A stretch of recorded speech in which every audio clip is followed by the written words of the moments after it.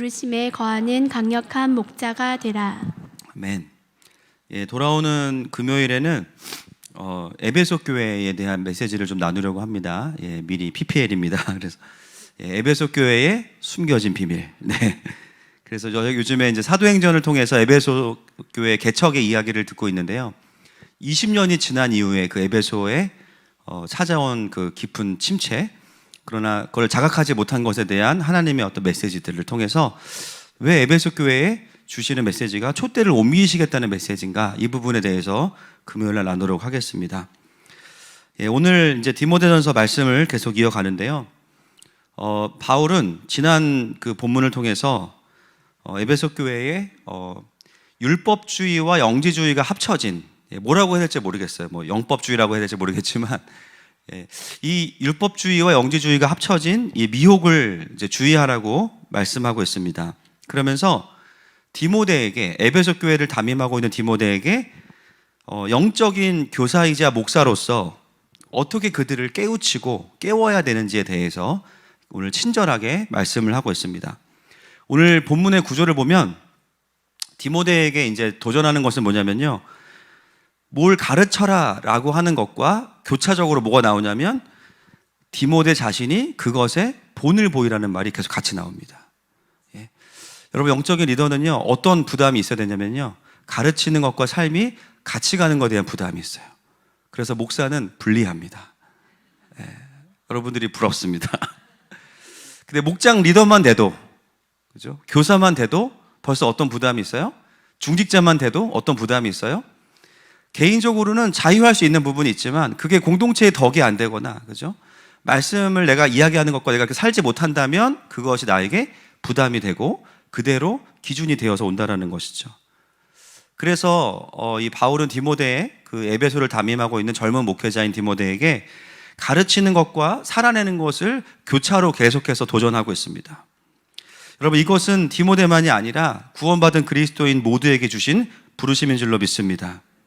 그래서 우리는 어떤 삶을 살아야 되는가? 어느 순간부터는요, 은혜 받고 회심한 다음에 그냥 살아가는 게 아니라 나를 계속해서 훈련하고 성장시켜야 돼요. 그러면서 그것을 가지고 다른 영혼들을 섬기고 가르쳐야 됩니다. 우리가 지난주 금요일 날 이제 들었듯이 바울이 그랬잖아요. 나를 본받으라고. 이게 엄청난 말이잖아요. 근데 그 말의 뜻은 뭐예요? 나의 모든 부분이 다 예수님을 닮았다가 아니라 예수님께 잡혀있는 그 부분을 닮아라. 할렐루야. 예, 그러면서 그날 굉장히 새로운 관점의 메시지를 좀 들었습니다. 그죠? 예수님의 직업도 여러 가지였어요. 그죠? 포도주 만드시다가, 도시락 장사하시다가, 목수하시다가, 알바를 몇 개를 하시는지 몰라요. 마지막에 이제 공생애를 시작하셨지만, 근데 그 모든 삶을 향해서 하나님 뭐라고 하셨어요? 내가 너를 기뻐한다. 공생애의 삶을 살기 전에 모든 삶 또한 내가 기뻐한다. 할렐루야.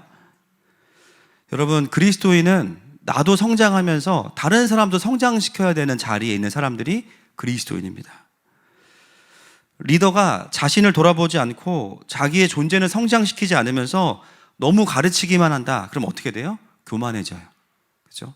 그리고 내가 가르치는 대로 내가 살고 있다고 스스로가 속아요.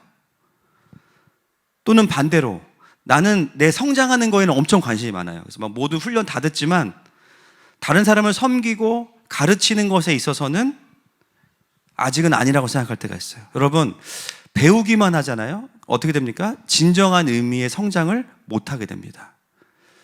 영적인 성장의 원리가 뭐예요? 어느 순간부터는 목자의 삶을 살아야만 어린 양을 돌보면서 그들에게 말씀의 꼴을 먹이면서 내가 성장할 수 있는 거죠. 그래서 오늘 본문은 우리에게 디모데가 가르쳐야 될 것과 살아내야 될 것을 교차적으로 이야기하면서 말씀하고 있는데요. 그 포인트들을 한번 확인해 보겠습니다. 6절 말씀 같이 보겠습니다. 시작. 내가 이것으로 형제를 깨우치면 그리스도 예수의 좋은 일꾼이 되어 믿음의 말씀과 내가 따르는 좋은 교훈으로 양육을 받으리라. 내가 이것으로 형제를 깨우치면 이것이 무엇일까요? 예, 바로 1절부터 5절에 나왔던 배교자들을 어떻게 하면 그들을 다시 회복시킬 수 있는가 하면서 사도 바울이 준 메시지였습니다.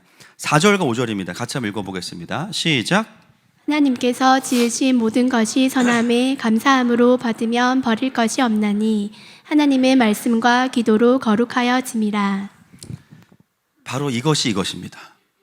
네. 영지주의와 율법주의의 혼합으로 인하여서 혼인을 금하고, 그죠? 금욕으로 빠지고 먹기를 금하는 자들, 이러한 자들을 어떻게 깨우칠 것이냐?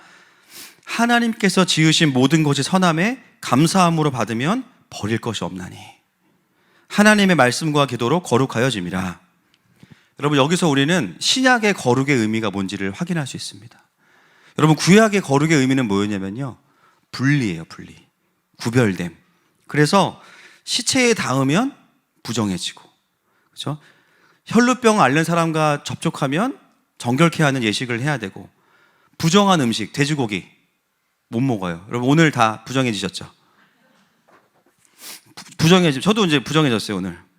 그러니까 구약의 거룩의 개념은 뭐냐면 하지 말아야 되고 지켜야 될 것들에 대한 것을 중심으로 거룩을 이야기합니다. 여러분, 그건 틀린 게 아닙니다. 그런데 중요한 것은 뭐냐면 그 구약의 거룩의 개념이 구약에서 끝나지 않는다는 거예요. 여러분, 구약의 거룩의 개념에만 머물러 있으면 어떻게 되냐면요, 세상과 구별되는 게 아니라 분리되는 겁니다. 여러분, 어떻게 우리가 생각해 보세요. 나를 죄짓게 하고 나를 미혹하는 것들로부터 계속 끊어내요. 핸드폰도 없애고 TV도 없애고, 그죠? 고려거란도 안 보고 다 끊어내. 고려거란이 중간에 길을 잃어가지고 지금 짜증납니다. 지금 안 보고 있어요. 지금 갑자기 지금 사람과 전쟁으로 바뀌어가지고 돌아올지어다. 그래서 나를 거룩하지 못하게 하는 것을 제거하다 보면 어떻게 되냐면요, 나를 죽여야 돼요, 결국에. 왜냐하면 내 입으로 들어가는 게 부정한 게 아니라 내 몸에서 나오는 거, 내 마음에서 나오는 죄가 사실은 거룩하지 않기 때문에. 구약이 가르치는 거룩은요, 우리가 죄를 이길 수 없다는 거예요. 죄는 우리의 존재 안에 있다는 거예요. 근데 여러분, 신약에서 거룩은 뭐냐면 그 죄의 문제를 예수님이 오셔서 해결하셨다는 거예요. 할렐루야. 그래서 하나님이 지으신 모든 것이 선하다고 말할 수 있는 이유는 뭐냐면 십자가의 복음이 완성됨으로 인해서 하나님의 말씀과 기도로 그것들이 회복되고 다시 원래의 기능으로 돌아갈 수 있게 되었기 때문입니다. 여러분, 그 대표적인 예가 마태복음 9장에 나오는 혈루병 앓는 여인이에요. 그 여인이 손을 대는 것마다 부정하기 때문에 사람들이 그 여인 주변에 오지 않습니다. 그런데 그 여인이 예수님의 옷가에 손을 대는 순간 예수님이 부정하게 된 것이 아니라 그 여인이 정하게 되었습니다. 여러분, 이것이 바로 신약에서 말하는 완성된 거룩입니다. 신약의 거룩의 핵심은 분리가 아니라 구별이 필요하지만, 그러나 그 구별됨은 우리의 힘으로 된다는 것이 아니라는 거예요. 오히려 세상을 거룩하게 만드는 것이 우리의 부르심입니다. 무엇으로? 나의 노력과 수고가 아니라 하나님의 말씀과 기도로, 복음과 성령의 능력으로. 여러분, 그래서 교회가 세상을 향해서 어떤 스탠스를 가져야 되겠습니까?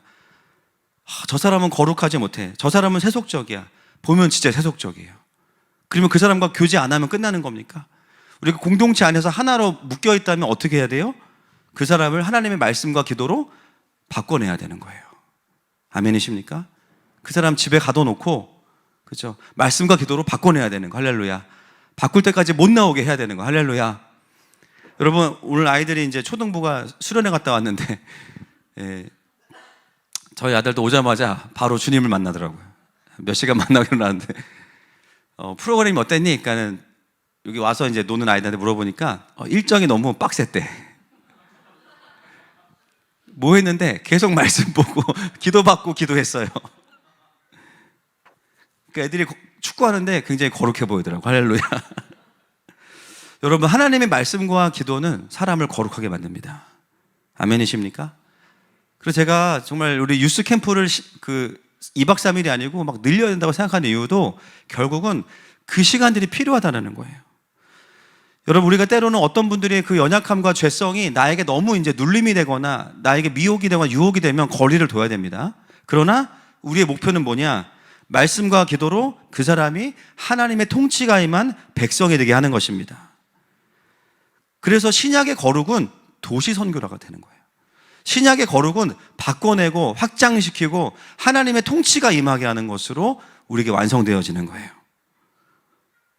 사랑하는 여러분, 내 삶에 아직 하나님의 통치가 드러나지 않은 곳을 바라보면서 그 사람, 그 영역을 바꾸실 하나님을 기대하십시다.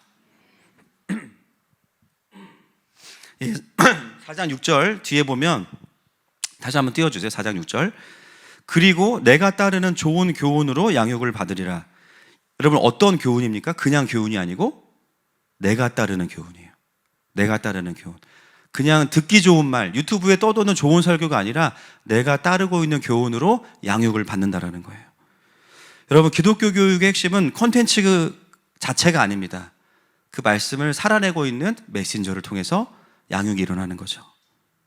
먼저는 그 삶에 완전하진 않지만 하나님의 말씀이 임한 한 사람의 그 영적인 교사와 리더와 목회자를 통해서 그것들이 보여지고 그것을 보는 자들이 그것을 따라가게 된다는 거예요.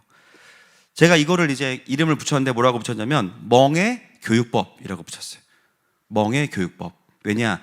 이걸 제일 먼저 말씀하신 분이 누구냐면 예수님이시죠.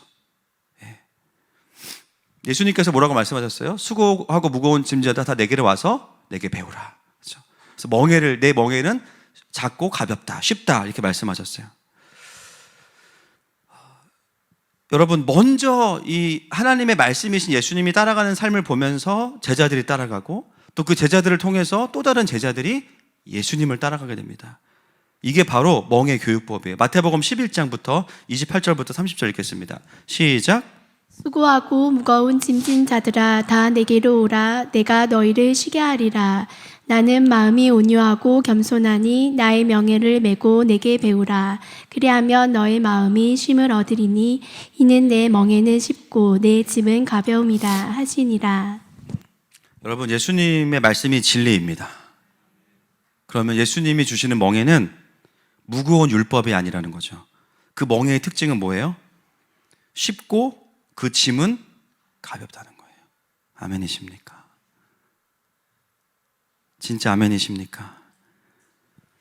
엄마 소가 새끼 송아지를 가르치기 위해서 함께 멍에를 메고 뒤에 아무런 쟁기를 달지 않고 그냥 같이 가는 거를 가르치는 거예요. 그 뒤에 짐을 지지 않으니까 무겁지가 않은 거예요. 송아지가 감당할 정도의 멍에라는 것이죠. 어떤 분들은 오늘 말씀을 들으면서 난 지금 힘들어 죽겠는데 지금 무슨 말이야. 지금 이 멍에만 해도 나는 무거운데. 여러분, 때로 나의 삶이 버겁고 사역이 힘들고 지칠 때요, 가만히 들여다보면요, 내가 멍에만 메고 있는 게 아니에요. 안 져도 되는 짐과 부담을 스스로 메고 있을 때가 많아요. 옛날에 그 한 예화가 기억이 나는데, 한 할머니께서 짐을 지고 가다가 시골에서 지나가던 트럭이 이제 할머니를 태워주셨는데 할머니가 짐을 머리에 계속 지고 있어요. 운전기사가 할머니 짐 내려놓으세요. 할머니가 뭐라 그래요? 아이고, 태워준 것만 해도 감사한데 내가 짐을 어떻게 내려놔요? 국밥집 할머니가 좀 배워야 돼, 이분한테. 그죠? 짐을, 안 져도 되는 짐을 지고 있기 때문에 내 마음이 무거울 때가 훨씬 더 많아요. 부담, 두려움, 염려, 실패에 대한 어떤 마음들. 사실은 예수님께서 말씀하시기 때문에 그 멍에는 가벼운 겁니다. 그 짐은 가벼운 거예요. 우리가 그럴 때마다 어떻게 해야 되냐면요, 정죄하는 게 아니라 짐을 내려놓는 기도를 해야 되는 거예요. 주님, 이거는 제가 못하겠습니다. 주님, 제가 주님께 맡기겠습니다. 책임감이 강할수록 우리 안에 뭐가 생기냐면 자꾸 짐을 많이 지게 되는 거예요. 예수님이 쫓아가는 대로 가면 안 힘들다고 성경에는 써 있습니다. 여러분, 여행 갈 때, 자녀들과 여행 갈 때 한번 생각해 보세요. 자녀들이 뭐 준비해서 가요? 여행 갈 때? 지 장난감이랑 과자 한 봉지 들고 따라와요. 밤새 부모님이 준비하고 계획하고 다. 그리고 여행 갔다 와서 뭐라 그래요? 피곤하다 그래요. 준비는 다 부모들이 합니다. 여러분, 기억해야 될 게 있어요. 진짜 사역은 예수님이 하시는 거예요. 진짜 짐은 예수님이 지시는 거예요. 그래서 우리가 이제 고민해야 되는 것은 뭐냐면, 뭔가 하나님께 순종하다가 부담이 커지고 힘이 많이 들어간다고 느낄 때는요, 다른 게 아니라 내가 안 져도 되는 짐을 지고 있구나라고 생각하시면 돼요. 예수님은 우리가 그 짐을 지는 걸 원하지 않으십니다. 어떻게 해요? 힘을 좀 빼야 돼요. 여러분, 사우나 가십시오. 마사지 받으세요. 긴장을 풀면서 주님께 맡기는 거예요. 그렇죠? 주님, 여기 어깨에 있는 부담감들 마사지 받으면서 떠나갈지어다. 풀어질지어다. 어떻게 힘을 빼요? 하나님을 바라보는 거죠. 그분 앞에 머물고, 여러분 상상하세요. 그리고 내가 있는 이 멍에는 작고 가벼운 것이다. 상상하세요. 내 안에 너무 애를 쓰게 하는 근심과 염려들을 내려놓으시기를 축복합니다. 그럼 어떻게 돼? 어느 순간 되게 많은 일을 하는 것 같은데 생각보다, 물론 우리가 수고 안 한다는 게 아니에요. 그렇죠? 그렇지만 일에 비하면 가볍게 그 길을 가고 있을 줄로 믿습니다. 7절부터 11절까지는요, 이제 디모데가 자신을 어떻게 연단해야 되는지에 대한 얘기가 쭉 나옵니다. 거기에 보면 육체 연습 쭉 나오는데 그거는 그냥 읽어보시고 10절 말씀 보겠습니다. 10절 시작. 이를 위하여 우리가 수고하고 힘쓰는 것은 우리 소망을 살아계신 하나님께 둠이니 곧 모든 사람 특히 믿는 자들의 구주시라. 아멘. 여러분 10절 말씀이 너무너무 귀한 말씀입니다. 이를 위하여 우리가 수고하고 힘쓰는 것은 우리의 소망을 살아계신 하나님께 둠이니 곧 모든 사람 특히 믿는 자들의 구주시니라. 여러분, 우리가 이 세상에서 수고하고 힘쓰는 모든 것은 어디로부터 출발하냐면 나의 소망이 살아계신 하나님께 있는 거예요. 여러분, 우리 하나님은 살아계신 하나님이세요. 성경에 과거에 존재했던, 사라진, 십자가에서 소멸되신 분이 아니시고 그분은 부활하셨고, 그리고 삼위일체로 영원히 이 땅을 경영하시는 강력한 하나님이십니다. 여러분, 하나님께 소망을 두는 게 무엇입니까? 모든 믿는 사람들의 구주되심을 믿는 거죠. 그건 뭐냐면 지금 이 미혹되어 있고 영적으로 깨어있지 않는 자들 가운데 하나님 반드시 이들을 구원하실 거야. 그걸 믿는 거예요. 모든 것에 있어서 하나님이 나를 부르셨다면 하나님이 하실 것을 기대하는 것, 그게 하나님께 소망을 두는 겁니다. 지금 내 삶이 내가 원하는 모습이 아니어도, 내가 원하는 방향이 아닌 것 같아도 하나님이 하실 것을 믿는 것, 그게 하나님께 소망을 두는 거예요. 여러분, 믿음, 소망, 사랑, 그 중에 제일은 뭡니까? 왜 사랑일까요? 하나님의 사랑, 아가페 사랑이잖아요. 나를 향한 하나님의 그 절대적인 사랑을 부어줘야 하나님을 믿을 수 있고 하나님을 소망할 수 있는 거예요. 그래서 우리가 늘 돌아봐야 될 게 뭐냐면 내 인생을 향한 하나님의 신실하심이 여전히 훼손되지 않고 나의 삶에 선포되고 있는지를 확인해야 돼요. 어느 순간 하나님을 내가 르비딤처럼 우리 중에 계시지 않는다고 느끼고 있다면 사랑을 잃어버린 겁니다. 그러면 뭘 잃게 돼요? 믿음을 잃어버리고 소망을 잃어버리게 되는 거예요. 여러분, 우리가 이 땅에서 구원받은 이후에 살아가는 모든 것의 근본은 무엇이 되어야 되냐면 살아계신 하나님께 소망을 두는 것입니다. 여러분, 우리가 교회에서 열심히 사역하고 있는데요, 우리의 목표는 좋은 교사가 되는 거로 삼는 순간 우리는 눌릴 거예요. 좋은 부모가 되기도 힘들어요. 좋은 교사가 된다 더 힘들어요. 좋은 목사가 되는 거 저는 안수 받을 때 포기했어요. 미혹과 율법주의에 빠진 자들이 도저히 깨어날 것 같지 않아요. 도저히 그들에게 복음이 다시 선포될 것 같지 않아요. 그런데 어떻게 그들을 향해서 포기하지 않고 계속해서 말씀을 가르칠 수 있는가? 그들이 예수님께 돌아오는 것을 소망하는 겁니다. 그 일을 누가 하시냐면 내가 하는 게 아니라 살아계신 하나님께서 하실 것을 믿는 겁니다. 여러분, 마지막 때에 수많은 영혼들이 주님께 돌아오실 것을 믿으십니까? 그 소망의 근거는 무엇이냐면 우리 교회 예산이나 우리 교회 리더의 숫자가 아니에요. 그 일은 하나님이 하시는 거기 때문이에요. 내가 바뀔 수 있을까? 내가 나를 볼 때마다 너무 절망스러워. 또 이거야. 또 이 문제야. 그때 우리가 어디로 가야 돼요? 나를 바라보시는 예수님의 소망으로 가야 돼요. 이 인간이 바뀔 수 있을까? 낙심이 올 때 어떻게 해야 돼요? 이 사람을 바라보시는 예수님의 소망으로 가야 돼요. 우리 가정이 바뀔 수 있을까? 낙심될 때 어디로 가야 돼요? 우리 가정을 향한 예수님의 소망으로 가야 되는 거예요. 여러분, 예수님이 어떻게 사역하시는지 한번 보세요.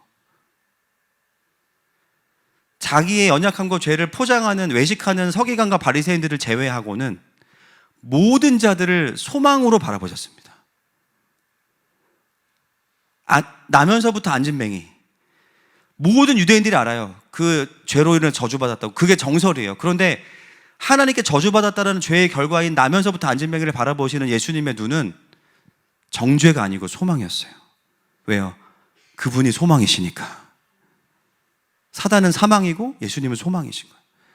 왜 소망이죠? 내가 너를 일으킬 거니까. 너 지금 앞을 못 보지?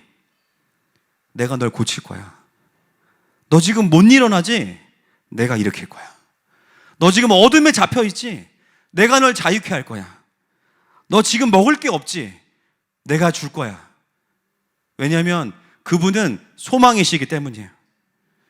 여러분, 우리가 믿는 예수님은 희망이 아니에요. 파랑새가 아니에요. 그분의 소망은 이 땅에 실제가 되는 하나님의 나라입니다. 그 소망을 잃을 때 우리는 사망에 잡히는 거예요. 여러분, 사단이 우리에게 얼마나 많은 거짓 메시지를 던집니까? 그렇죠? 사단이 저에게 늘 속삭여요. 너는 절대로 84km 밑으로 떨어지지 않을 거야. 지금 82km. 할렐루야. 배에 있던 한글 왕자가 한문으로 바뀌고 있어요. 주님이 하셨습니다. 규칙적으로 먹으면 규칙적으로 살찐다. 이 진리를 깨닫고 난 다음부터는 아무것도 하지 않기로 결정했어요. 안 먹는 거예요. 주님이 하신 거예요. 여러분, 신앙생활은 뭐냐면 한 가지예요. 소망을 뺏기지 않는 거예요. 소망을 뺏기지 않는 거. 소망을 뺏기는 순간 사망이 들어오는 거예요. 여러분, 오늘도 잘 하루를 돌아보시면 그 싸움을 하셨을 거예요. 내가 이 직장에서 이렇게 일해가지고 나중에 뭐가 될 수 있을까? 돈은 한 푼도 모이지 않는데 뭘 할 수 있지? 내가 이 돈 받고 이렇게 사람들한테 대접을 받으면서 이 일을 할 수 있을까? 자녀를 바라보면서 이 아이가 과연 사람 구실을 할 수 있을까? 우리 회사가 계속될 수 있을까? 내 남편이 내 아내가 바뀔 수 있을까? 소망을 붙잡으셨다면 승리하신 거고, 잠시 소망을 빼앗기셨다면 다시 하나님께 소망을 두십시다. 지난주에 필리핀에 빈민가를 다녀오면서 많은 사람들이 현재의 필리핀을 보면요, 절망이라고 느낄 수밖에 없어요. 그 마닐라의 한복판에서 한 블럭만 들어가면 정말 수많은 오물과 냄새나는 그 좁은 집안에 7, 8명이 살고 있어요. 근데 거기서 제가 본 것은 소망이었어요. 그 빈민촌에서 예수님이 키우는 아이들이 거기 있어요. 예수님이 키우는 아이들. 그 아이들이 그 지역의 목회자가 되고 리더가 되고 정치인이 되고 교수가 되고 의사가 되고 있어요. 여러분, 하나님의 소망을 보지 않으면 우리는 걸어갈 수 없습니다. 여러분, 올해 10월 달에 저희가 이제 같이 기도하고 있는 것 중에 하나가 세계 선교의 방향을 이제 결정하는 중요한 로잔 대회가 10월에 인천에서 있습니다. 제가 어제 들은 이야기인데요. 지금 로잔 대회의 리더십들, 로잔 대회를 준비하는 리더십들 안에 어떤 일이 일어나고 있냐면, 이거는 로잔 대회에 깊이 들어가 있는 리더를 통해서 들은 얘기입니다.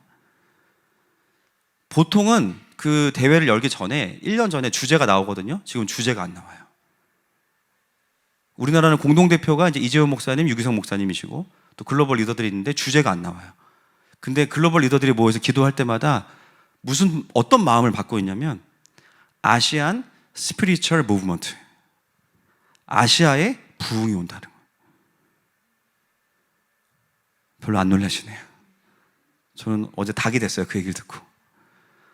그래서 지금 스피커는 이 스피커가 아니고 설교자를 아시아 사람을 세우자는 얘기가 나오고 있다는 거예요. 기도하면 아시아, 기도하면 아시아, 기도하면 아시아. 그리고 그 글로벌 리더들 중에 누가 있냐면 미셸 토렌티노라는 자매가 있습니다. 사진 한번 띄워주시고. 미셸 토렌티노라는 자매인데, 이 자매가요, 이 로잔 대회 리더십 중에 한 명인데 컴패션 출신이에요. 빈민가에서. 그래서 무슨 일을 했냐면, 본인이 어렸을 때 그 좁은 집에 살면서 자기 삼촌으로부터 성폭행을 당해가지고 너무 어려운 삶을 살다가 컴패션을 만나서 예수님을 만나고 나서 어른이 돼서는 무슨 일을 하고 있냐면, 사창가에 그렇게 팔려가 있는 미혼모나 여자들을 구출하는 일을 하고 있어요. 그리고 그들에게 다른 기술을 가르쳐서 무슨 뭐 액세서리 만들어가지고 이제 미국에 수출하는데 너무 잘 만들어서 오히려 돈을 벌고 있다고 합니다. 무엇이 하나님의 사람을 키우는가? 예수 그리스도의 소망입니다. 현실은 필리핀이 바뀔 것 같지 않거든요. 그런데 하나님의 사람들을 보면 그 땅은 바뀌고 있어요. 현실은 내 삶도 버거워 보이지만 그러나 우리의 삶을 향한 하나님의 신실하심은 끊어지지 않았기 때문에 살아계신 하나님께 소망을 두는 자들은 나도 살고 다른 사람도 깨울 수 있는 것입니다. 여러분, 우리 초등부 아이들이 또 3일 동안 수련회 다녀왔는데 우리 교사분도 너무 수고하셨고 우리 아이들이 그런 하나님 나라의 리더십이 될 줄로 믿습니다. 자, 에스겔 37장 3절부터 쭉 읽겠습니다. 시작. 그가 내게 이르시되 인자야 이 뼈들이 능히 살 수 있겠느냐 하시기로 내가 대답하되 주 여호와여 주께서 아시나이다. 또 내게 이르시되 너는 이 모든 뼈에게 대언하여 이르기를 너희 마른 뼈들아 여호와의 말씀을 들을지어다. 주 여호와께서 이 뼈들에게 이같이 말씀하시기를 내가 생기를 너희에게 들어가게 하리니 너희가 살아나리라. 너희 위에 힘줄을 두고 살을 입히고 가죽으로 덮고 너희 속에 생기를 넣으리니 너희가 살아나리라. 또 내가 여호와인 줄 너희가 알리라 하셨다 하라. 이에 내가 명령을 따라 대언하니 대언할 때에 소리가 나고 움직이며 이 뼈 저 뼈가 들어맞아 뼈들이 서로 연결되더라. 내가 또 보니 그 뼈에 힘줄이 생기고 살이 오르며 그 위에 가죽이 덮이나 그 속에 생기는 없더라. 또 내게 이르시되 인자야 너는 생기를 향하여 대언하라. 생기에게 대언하여 이르기를 주 여호와께서 이같이 말씀하시기를 생기야 사방에서부터 와서 이 죽음을 당한 자에게 불어서 살아나게 하라 하셨다 하라. 이에 내가 그 명령대로 대언하였더니 생기가 그들에게 들어가매 그들이 곧 살아나서 일어나 서는데 극히 큰 군대더라. 아멘. 여러분, 사라진 지 1800년 된 이스라엘이 다시 세워졌어요. 하나님은 그런 분이십니다. 이것은 1차적으로 이스라엘의 회복이에요. 그리고 동일하게 접붙임받은 이방인인 우리들에게 동일한 부활의 메시지입니다. 우리가 날마다 회복해야 되는 부활의 능력은 소망을 회복하는 거예요. 뒤에 부분은 시간상 생략 같이 기도하겠습니다.